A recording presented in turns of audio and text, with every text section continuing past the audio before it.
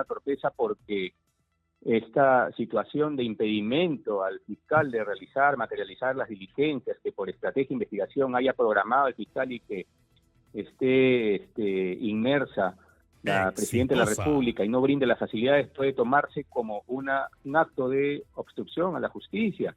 Ahora, esta situación de impedir el desarrollo normal de las diligencias le puede traer consecuencias totalmente negativas a ellas, porque sucede que la justicia empieza a perder confianza en el investigado porque vendría materializando actos de entorpecimiento para la obtención de la verdad.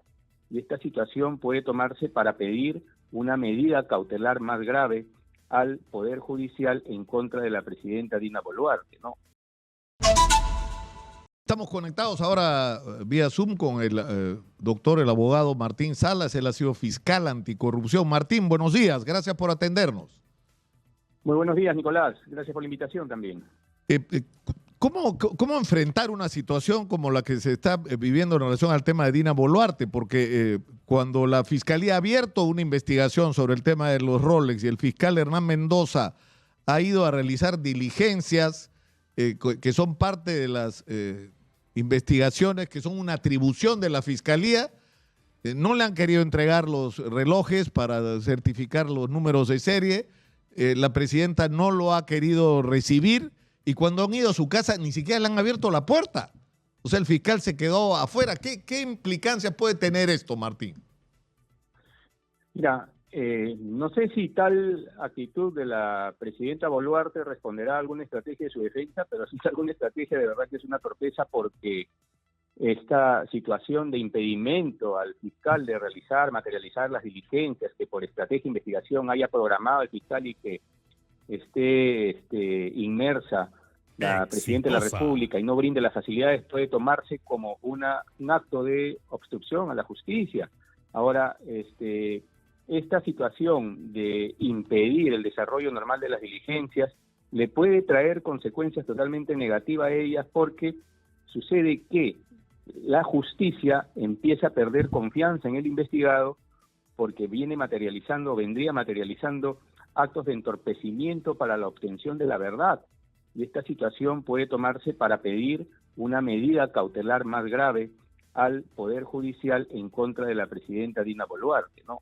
Esto puede ser valorado en su momento, en el momento procesal idóneo, que es cuando ya el Ministerio Público tiene la autorización de... Claro, pero el problema es que... penal en contra de ella, ¿no? Claro, el problema es que en este momento, si no tuviera la protección presidencial, el hecho de haber una presunción de que hay algo, porque lo que ha motivado la investigación es que hay, digamos, una motivación, o sea, hay la evidencia de que podría haber ocurrido un acto delictivo y estar involucrado en el mismo.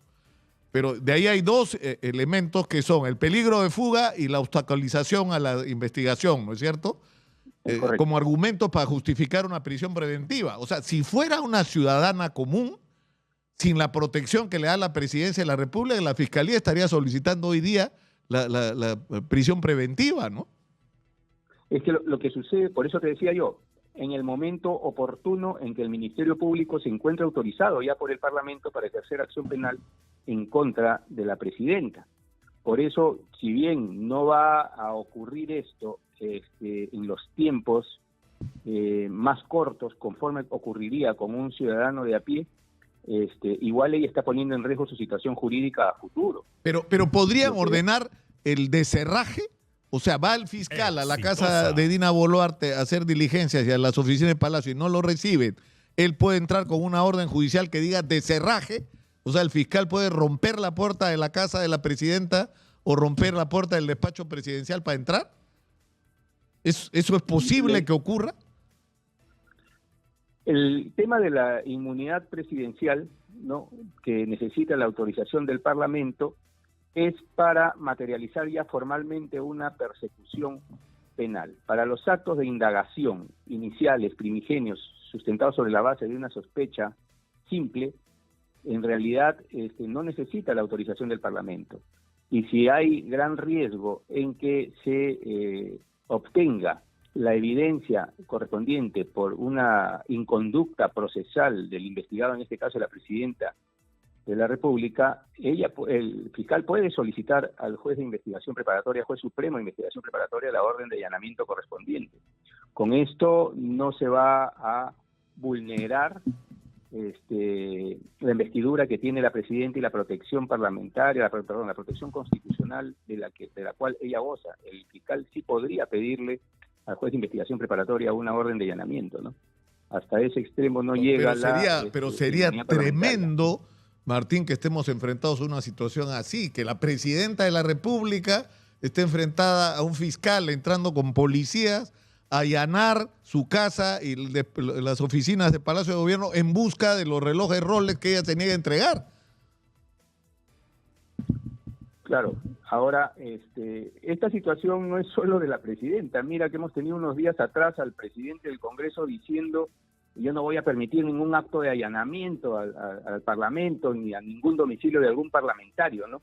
Que traducido en palabras simples le está diciendo a la población: yo, presidente del Congreso, no voy a obedecer ninguna orden judicial. Ahora lo mismo está replicando, si bien no lo ha expresado, pero con su actitud está replicando la presidenta de la República, ¿no? Entonces ellos están subestimando la acción de la justicia, ¿no? Subestimando la acción de la justicia, que está amparada por un poder del Estado, que es el Poder Judicial. Recordemos que todo acto de indagación que necesite tocar o trastocar algún derecho fundamental necesita autorización judicial. Entonces es ahí donde el Poder Judicial entra en la investigación y dispone en virtud de los requerimientos del Ministerio Público. Sin embargo, están pasando por paño frío el actuar de la justicia, están subestimando a la justicia. Claro. Martín, te quiero pedir un favor, tengo que ir a la pausa y me interesa mucho que tú nos expliques, por favor, desde la perspectiva de tu experiencia y tu conocimiento, ¿cuál podría ser el destino de la investigación de los roles? Pero por el otro lado, ¿qué podría pasar con la otra investigación, la que ha planteado la Unidad de Inteligencia Financiera sobre el 1.100.000 soles, que no puede justificar? Porque eso ocurrió antes de que fuera presidenta y por lo tanto se supone sobre eso no tiene protección sobre ese caso. Por favor, mantente conectado, será breve, regresamos inmediatamente. Y estamos conectados vía Zoom con el abogado Martín Salas, exfiscal anticorrupción, y estamos tratando de entender cuáles son los posibles escenarios que puede enfrentar Dina Boluarte. Martín, sobre la investigación en relación al caso Rolex. Como estos son hechos ocurridos durante el mandato del ejercicio de la presidencia, ella tiene la protección de que la fiscalía la puede investigar, pero no la puede acusar, ¿no es verdad? Ese es el límite. Sí, es correcto. El fiscal de la Nación tiene la facultad de abrir investigación y dar inicio a las diligencias preliminares en contra de la presidenta de la República, y en el momento en que considere que se ha recabado el acervo de probatorio que permita pasar a la siguiente etapa, a la etapa de formalización de la investigación preparatoria, es donde él tiene que remitirle ya al Parlamento para que sea el Parlamento quien autorice al Ministerio Público la persecución penal formal en contra de la presidenta de la República, que es donde se materializaría al final de esta etapa de investigación preparatoria la posición del fiscal si es que acusa o no, pero sí necesita la autorización parlamentaria, ¿no? O sea, solamente puede actuar durante las diligencias preliminares. De acuerdo. Ahora, en esas diligencias preliminares, lo que tú dices, Martín, sí es posible que, por ejemplo, el fiscal, ya que la señora se niega a entregar los relojes y las evidencias que la fiscalía necesita, o los instrumentos que necesita, puede solicitar al juez que autorice el allanamiento, el descerraje, y entren a su casa y hasta Palacio. ¿Podría ocurrir eso? Sí, en realidad en las diligencias preliminares también, ¿no? Recordemos que en la época de Pedro Castillo hubo un allanamiento a Palacio. A Palacio, claro. Ya Pedro Castillo cuestionó y trató de ilegal, ¿no? Sin embargo, esa diligencia nunca se cayó y fue considerada la evidencia recabada en ese allanamiento de manera posterior como parte del acervo probatorio, de elementos de convicción de la propia investigación, ¿no? Que no ha sido desestimada por juez alguno, ¿no? Claro, pero si la presidenta se niega a declarar y se niega a asistir a diligencias, ahí sí tiene protección, porque no podrían detenerla. O sea, porque cuando una persona que está investigada o procesada es citada a una diligencia y no asiste de manera, continua, normalmente lo que ocurre es que te citan de grado o fuerza, es decir, que si no vas te llevan con la policía. Eso no puede ocurrir en este caso en el tema Rolex. No, en este caso no, salvo que ella no tenga la condición de investigada, sino de testigo, ¿no? Si fuese testigo y se encuentra en flagrante delito, lo que se hace es detener al funcionario aforado y ponerlo a disposición del Parlamento. Situación que no le corresponde a Dina Boluarte porque ella no es testigo, ella está como investigada, y recordemos que el derecho de defensa es irrestricto, vale decir, ella puede negarse a dar las facilidades al Ministerio Público amparándose en su irrestricto derecho de defensa, pero esto no impide de que tal situación sea considerada como una inconducta procesal que luego se valore para una medida cautelar como un acto de obstaculización en la investigación, en la obtención de la verdad, ¿no? Y sobre el otro tema, es decir, la Unidad de Inteligencia Financiera dice, hemos encontrado que hay 1.100.000 soles en el patrimonio, en los movimientos financieros de la señora Dina Boluarte que no se pueden justificar. Y ha emitido la señal de alerta y a partir de esto ha actuado la Procuraduría, el Ministerio Público, pero esos hechos ocurrieron antes de que fuera presidenta. ¿Qué podría pasar ahí?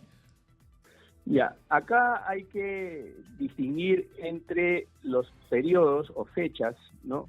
Hacer una evaluación etaria de cuándo ocurrieron los hechos, porque las prerrogativas que le otorga el artículo 99 de la Constitución al presidente de la República y otros funcionarios aforados a este artículo solamente son de estricto cumplimiento siempre y cuando los hechos hayan ocurrido en el ejercicio de ese cargo. En este caso va desde el periodo del 2016 hasta el 2022, entonces acá tenemos una etapa donde ella era presidente de la República, otra etapa donde era ministro de Estado, otra etapa donde fue funcionario de RENIEC y quizás alguna etapa donde ella era un ciudadano de a pie. Bajo esa coyuntura, solamente le corresponden los privilegios que le otorga el artículo 99 como funcionario aforado cuando ella fue ministra y fue presidente de la República. Por los hechos ocurridos antes, como funcionario de RENIEC o como cualquier ciudadano de a pie, ella no goza de estas prerrogativas para el momento en que sea investigada por el Ministerio Público por hechos ocurridos durante ese periodo, durante esa fecha, ¿no? Ahí se le investiga como un ciudadano común y corriente. Es decir, que en ese caso, en el desbalance patrimonial que implican hechos, parte de los cuales ocurrieron antes de que estuviera protegida por su condición de ministro, luego de presidenta, ahí sí podrían tomarse medidas, por ejemplo, incluyendo la detención, la prisión preventiva o la detención preliminar. En ese caso sí podría ocurrir. O sea, si el fiscal considera que la señora está obstaculizando la investigación o lo que fuera, ahí sí podría ordenar la detención de Dina Boluarte. Eso no tiene precedente, ¿no? No, se entiende que como era un ciudadano de a pie y no gozaba de las prerrogativas constitucionales que tiene el presidente de la República, se podría hacer, pero en realidad en la práctica el fiscal se encuentra impedido por la propia condición de presidente de la República. Para los demás actos, sí, pero para el tema de privarla de su libertad para ser sometida a una investigación de esa manera es un poco complicado para el fiscal porque podría causar estado en el Estado Social y Democrático de Derecho. Entonces ahí entiendo yo que el fiscal lo que tiene que establecer es una compulsa de aquello que sea menos perjudicial para el país, ¿no? No puedes dejar acéfalo al Estado peruano. No, claro, ahí las consecuencias de una decisión que puede ser en otro contexto legítima tiene que considerar el efecto político. Además, no hay vicepresidentes, entonces si ella va detenida, la presidencia queda acéfala y eso que provocaría una situación que no tiene precedentes en la historia. Exacto, después van a tildar al Ministerio Público como golpista, ¿no? Con ese parlamento que tenemos nosotros ahora, que todo lo está poniendo de cabeza y está irrespetando las normas y las leyes, ¿no? Acá yo creo que el fiscal de la Nación, considerando justamente la situación política en la que nos encontramos, a fin de seguir con el curso de investigación de manera que tome decisiones menos gravosas para el Estado peruano, va a requerirle igual al Parlamento las autorizaciones correspondientes, ¿no? Qué situación en la que estamos, Martín, tremendo. Ahora, esto puede, esto puede terminar en una vacancia, ¿no es cierto? Porque si, por ejemplo, en la investigación de los Rolex, que dicen que en Palacio de Gobierno hay como gente corriendo por los pasillos angustiada por lo que se supone va a salir en cualquier momento o en algún portal informativo, en algún dominical, información con más detalles sobre el origen de los Rolex, sobre de dónde salieron.